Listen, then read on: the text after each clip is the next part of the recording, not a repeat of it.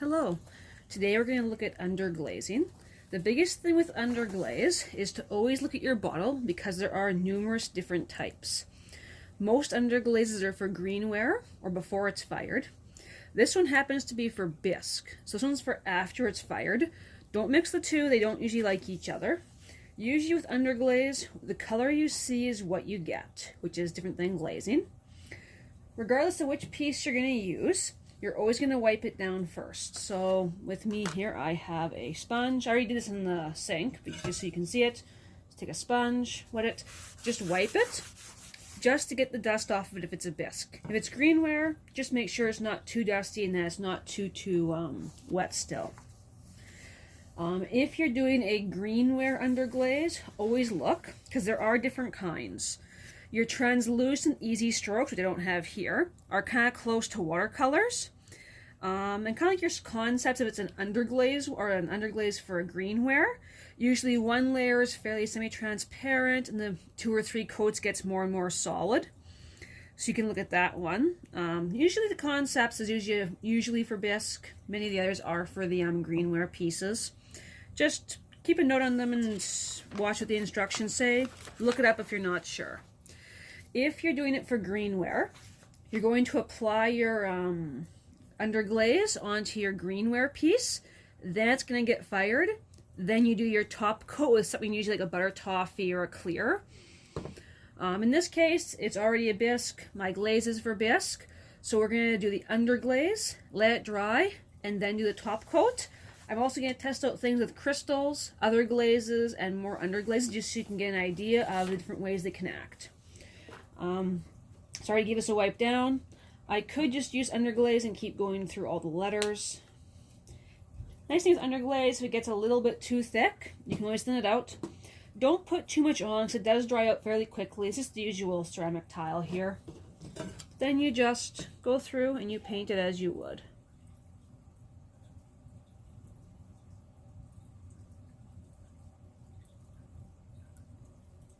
If you're doing black for layers, you can do it thicker. Or if you want to do more of a drawing style, you can do it thinner. And underglaze is a lot like acrylic paints in some fashions because you can do lots of detail and it's not going to really smear or run together, whereas most of your glazes will.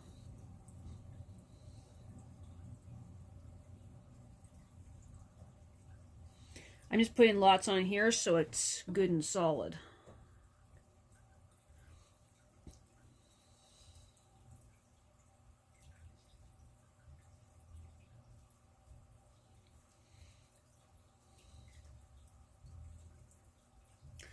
Okay, let that one dry. I'll continue with the rest of the letters later on. Just gonna put this aside for now. For other things, you can mix them. So in this case, I can take a green, put it over here, piece of paper towel.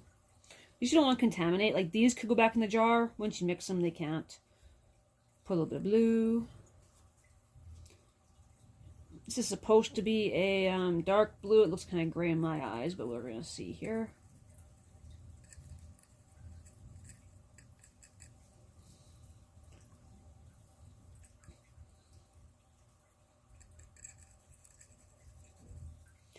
I was looking, this is more of a Christmas theme here, so I'm just trying to get more of a Christmassy green. I don't have one in underglaze. Oh, close enough. But I can take this and just do little, well, probably a bigger one than this, but just do little dots for decoration.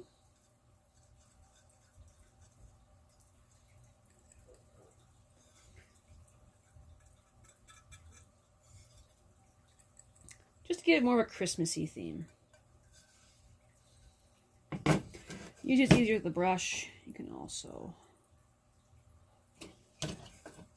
make sure you don't touch it with your finger there.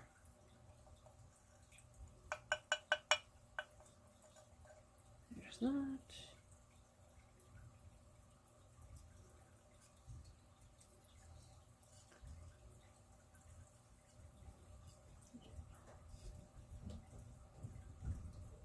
Underglazing can be stubborn if using a metal rod like this. Normally you would use a paintbrush, but I already got mine dirty. So there's a few green specks for for that. I can do some reds here as well. This is actually a glaze. Because it's bisque, I can also use glaze here as a bottom coat for decoration. If it were a greenware, you'd fire it first, then add your glaze sections. And just as a cheater, you can put little tokens on it so you know like 1 layer, 2 layer, 3 layers, 4 layers, how thick it gets. As you can see, this is more of a glaze though. So.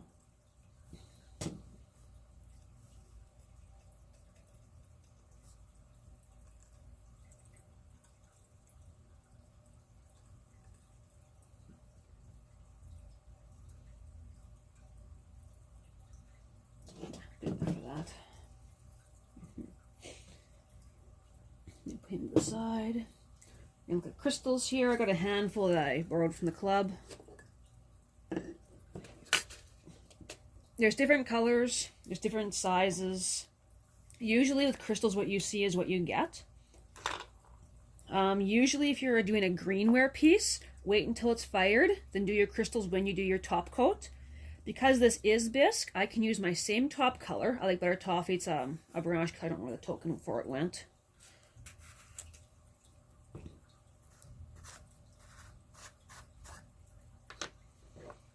And you can use your fingers or tweezers, whatever floats your boat. You're just going to use your glaze as like a glue. Whoop. That one fell to the floor. We'll find another one.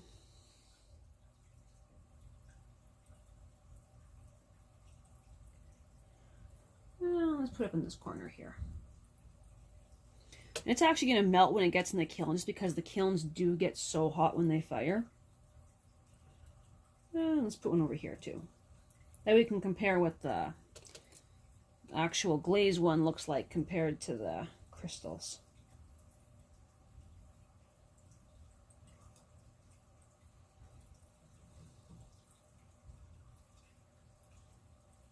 There we go. You do some whites as well.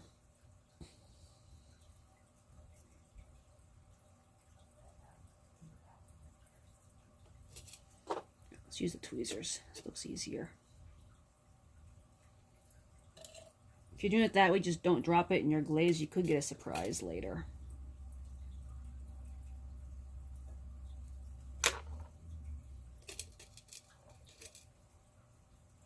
Even if you get glaze on the top, it's not going to matter because it's going to turn liquid and the glazes will sink down.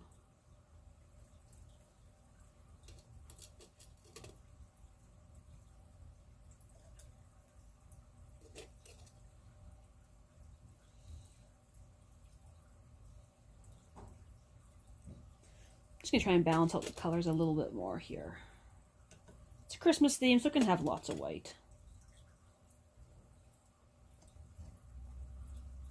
Okay, so when those dry, they're going to be basically stuck on lightly. I can come back to that later. These you could just, with your fingers, just sprinkle on. Go back to Underglaze here. Sorry for my disorganization. There's other tricks you can do as well.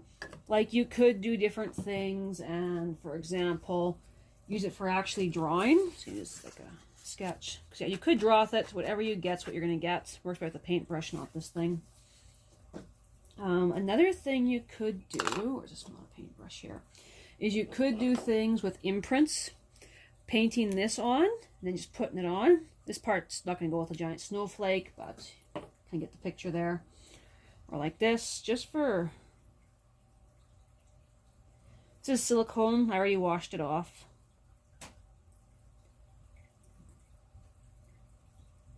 Just for example.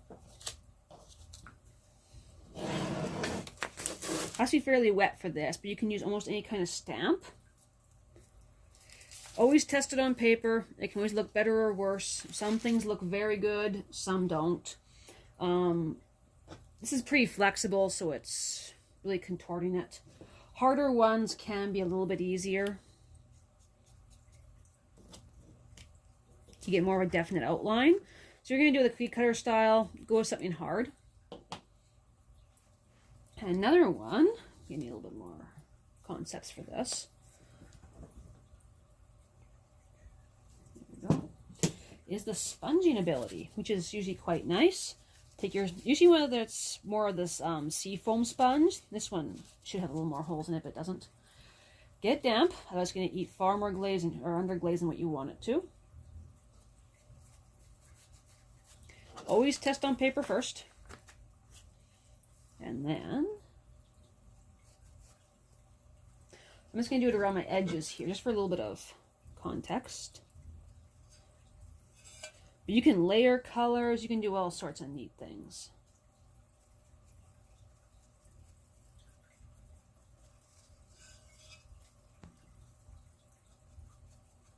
I'm running out of stuff here already. As you can see, using the sponge does eat a fair bit more underglaze than otherwise. I'm using my finger here to smooth it out across the piece, just so it's not too strong in any one spot. You can use your own fingerprints. Bring your cat's prints and your kid's prints. Make something fancy if you like. There, that's looking a little stronger now.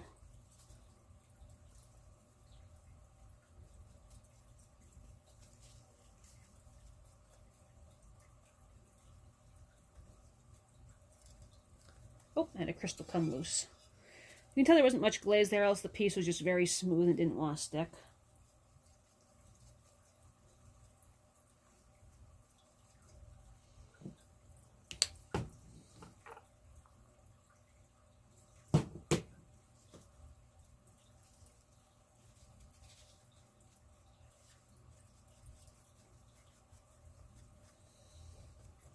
Doesn't look like much right now, but it'll look better once it's done. Your bisque ones sometimes look a little discolored compared to what's going to be once they're fired, so don't be too surprised with that. It's good enough to add some texture to it. And I'm going to find that runaway crystal wherever it went to. There's quite a few of them actually. So yeah, when these crystals are on like this, especially with their first coat, be careful. They kind of come off pretty easily. The surface is quite smooth. Most of them usually have rougher surfaces than this.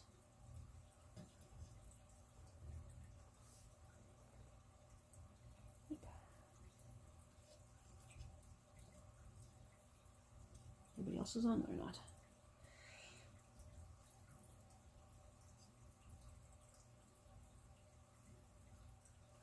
Okay. I also have to be a little more careful not to bump it with my fingers next time. Okay, I'm going to go ahead and finish coloring in these letters here. So that way I can do the come back and do the top coat once everything's dried. But I will show you that when I come back. So I'll do one more letter while you guys can watch, and I'll turn the feet off while we do the rest.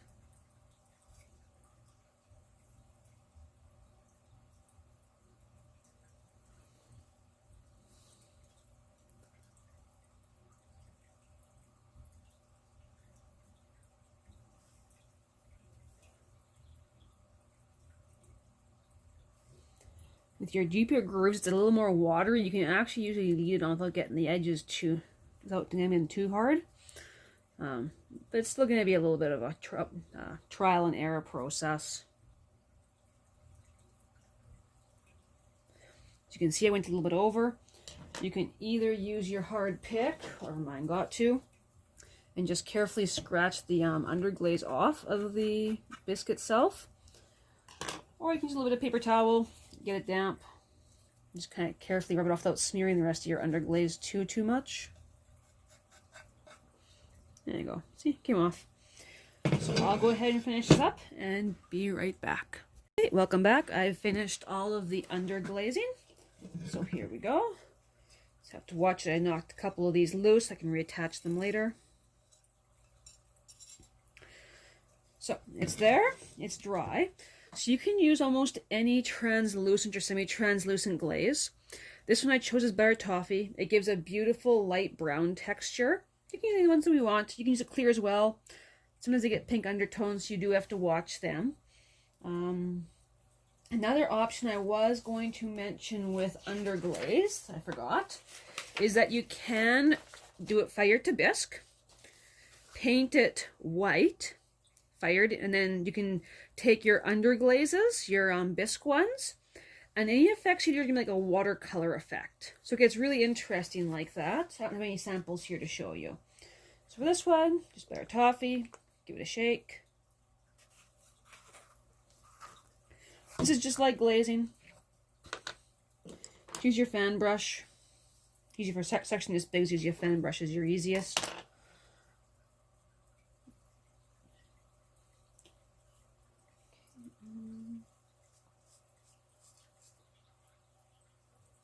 Hold this guy here for a second. He wants to go for a walk. Usually whenever you're glazing or underglazing, make sure you're on top of lots of newspaper to keep anything off the canvas. I'm on a plastic table here so I can just wash this afterwards, but always make sure you're protecting the surface that you're working on.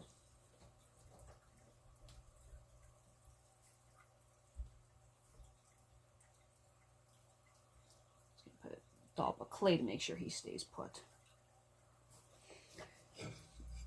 Something like this, you can also use a sponge for it, get it wet and just kind of dab it on. It usually gets rid of any brush strokes you might find with some of the underglazes. Don't worry about going over your underglaze. It will still show through. It might be a little bit of a brown tint because of the color I'm using. But considering I'm using black, or sorry, the black for the underglaze, I'm not too worried about that effect here.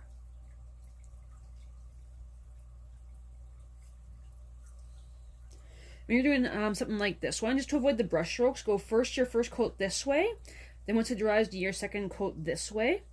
You can always do one coat in the back as well if you want to just seal it for water.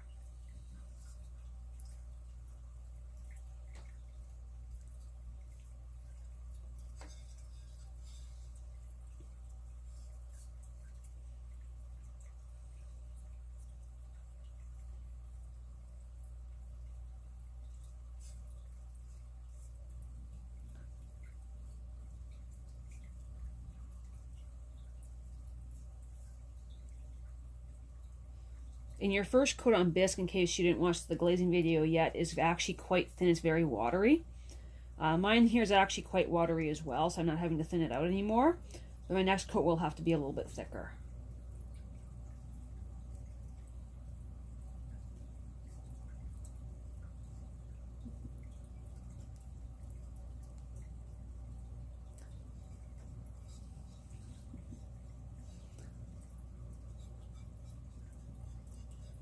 Just doing all the sides right now.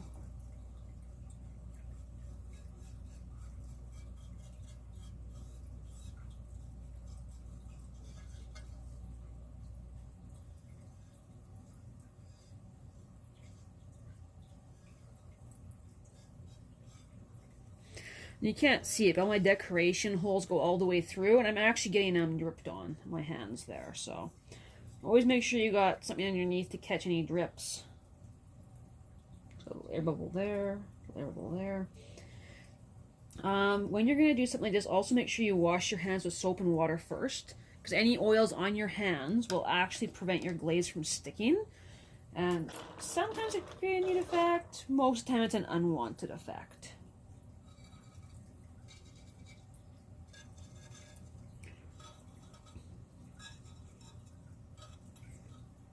There we go.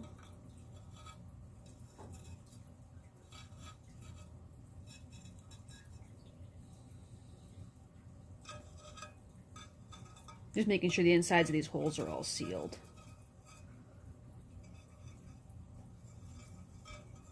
And as you can't really see it, but if you look inside the way the light shines, you'll be able to tell what parts are done and which parts aren't.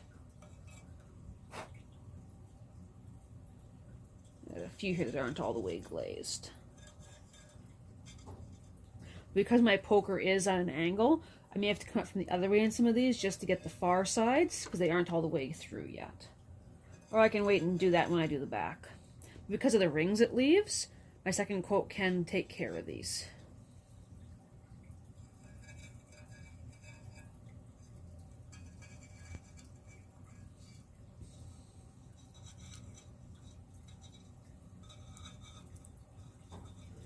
If there's ever a hole you want to actually keep open, make sure it's open once you're done glazing. Otherwise, it's solid glass and it's very hard to drill through. You practically need diamond bits.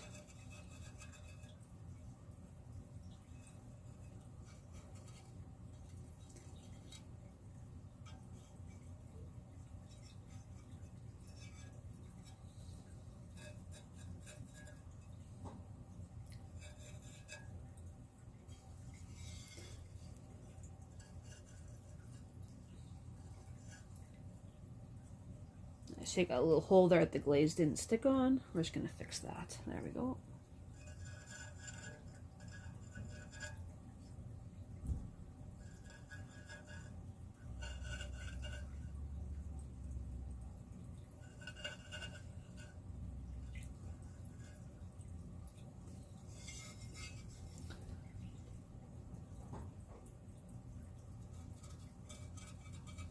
These bigger holes here for some string to hang on to once it's done.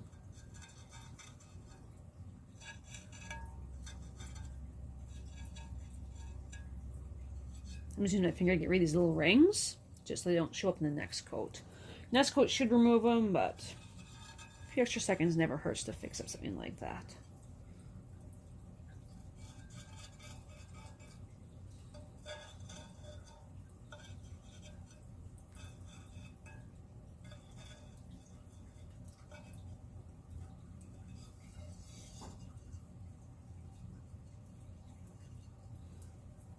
Okay. Now, if I would have had a higher thing, I could have propped it up. I'm just going to put it on top of the bright paintbrushes, just to let the air go underneath, so it helps it dry faster. Okay. So now we let that dry. I'll give it its second coat, and then it can be fired again. Okay, and here's our finished piece all fired. As you can see, our larger crystals did spread. Some crystals do, some don't. The white ones spread more than the red ones did. Your little spots here are our glazes and the underglazes. The underglaze in the letters, it's kind of faded. I probably could use another coat or two. Keep in mind for next time, but it didn't bleed. It is legible, and you can kind of see some of the dapplings still here. It's not quite as noticeable in this light, but it is present. So all we need to do now is tie a cord on it, throw some tinsel on, and we're done.